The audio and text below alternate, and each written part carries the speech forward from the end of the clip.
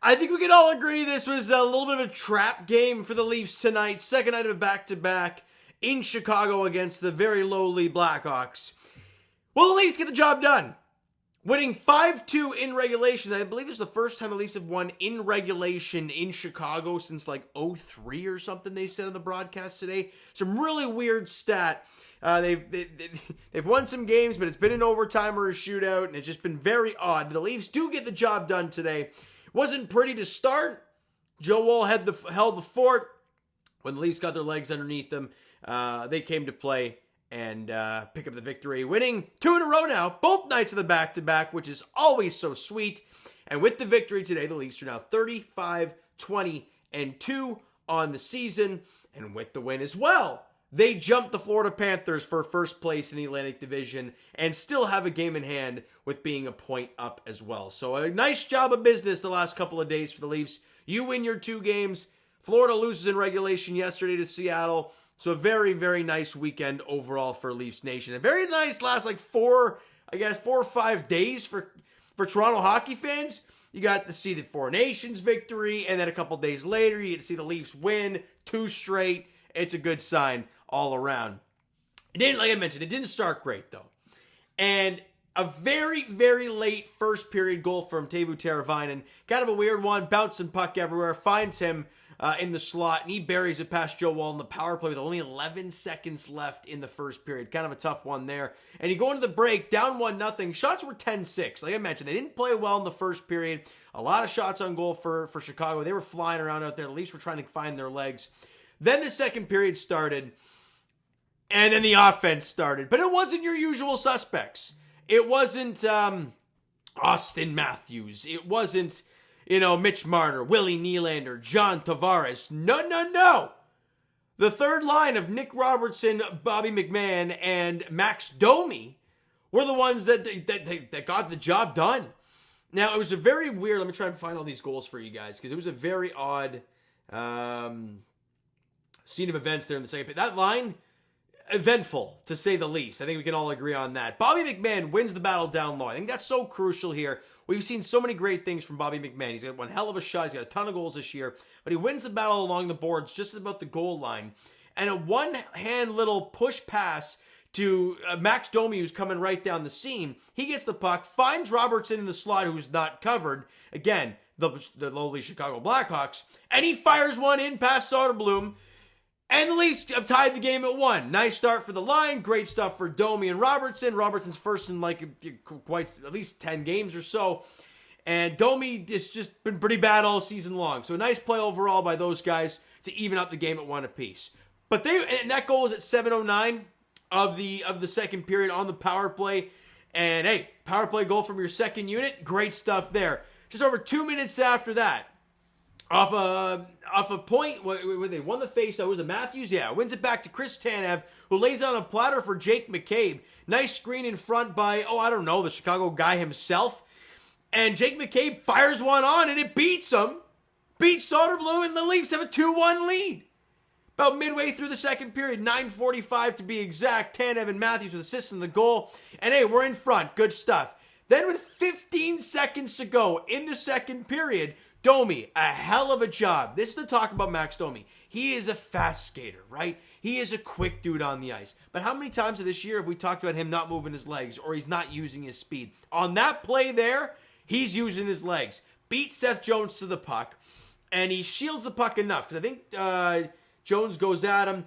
Again, he never gets body position, and Domi kind of swipes it towards the front of the net. Robertson's going right to the cage. Soderblom kind of attempted to poke check, but kind of half-assed it. It was kind of a weird one. And Robertson buries it past him. And we're like, okay, 2 goals for Robertson, 2 nice assists from Domi. The Leafs got a 3-1 lead. They scored 3 unanswered goals. What was that one? Robertson from Domi and Steven Lorentz. 15 seconds to go in the second period. You're going into the intermission. You scored 3 unanswered. You got a 2-goal lead. Oh, it's great stuff. Wrong. 8 seconds after that, literally off the ensuing face-off with that line still out there, they take it down the other way, and Kurashev scores with 7 seconds left in the period. 8 seconds after you take a 3-1 lead, it's in the back of the net. It's a 1-goal game again. Like, what? Could we not have just killed the 15 seconds off and gone into the third period with a 2-goal lead, guys? Evidently not. And it's 3-2 heading into the third period. Shots on goal were 17-10 in favor of the Leafs in that second frame. And you go to the third, and again, I like what the Leafs did in the third period, right? They didn't push to try and get that extra goal. It was a really clean first half of the third period. Nothing really happened. And I think for the Leafs, after that late second period goal, you did not want that momentum to carry into the third, and it didn't. And that was so huge because with 8 minutes to go, a great pass from Jake McCabe, right on the tape of Tanev, who walks in, wrist shot. I don't know. Sutter Bloom should have had that, no problem. I get it. I think it went off of Brody in front, but regardless of that, it should not be going in. Who cares? Tanev's second goal of the season. Kampf and McCabe with assists on it at 12:07 for the Leafs to regain their 2-goal lead, 4-2. I think at that point, every Leaf fan's like, all right, I think we're pretty good.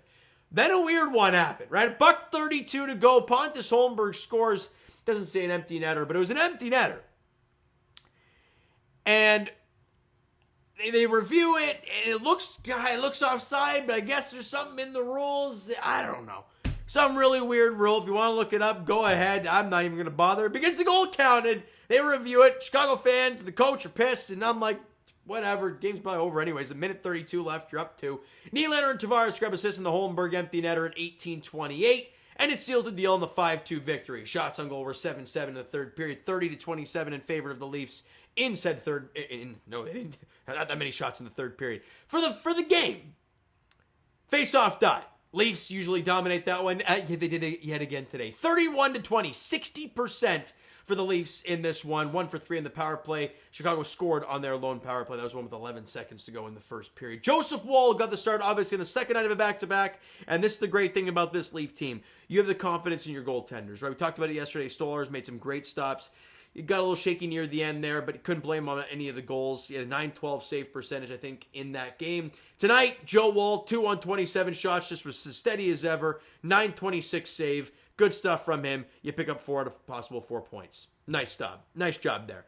Key players. Nick Robertson, 2 goals there. Chris Tanev, a goal and an assist, was a +3. If I'm not mistaken, weren't him and Jake McCabe a +3 yesterday as well? Yeah, a combined +6 in the last 2 games for those guys. Unbelievable. Like I mentioned, Jake McCabe, goal and assist and a +3. Those guys are just incredible to watch. They really are. Pontus Holmberg with a goal and a +2. Max Domi had 2 assists. Matthews, Tavares, Kampf, Nylander, and Steven Lorenz and Bobby McMahon all had assists in the game today. You got some depth goal scoring.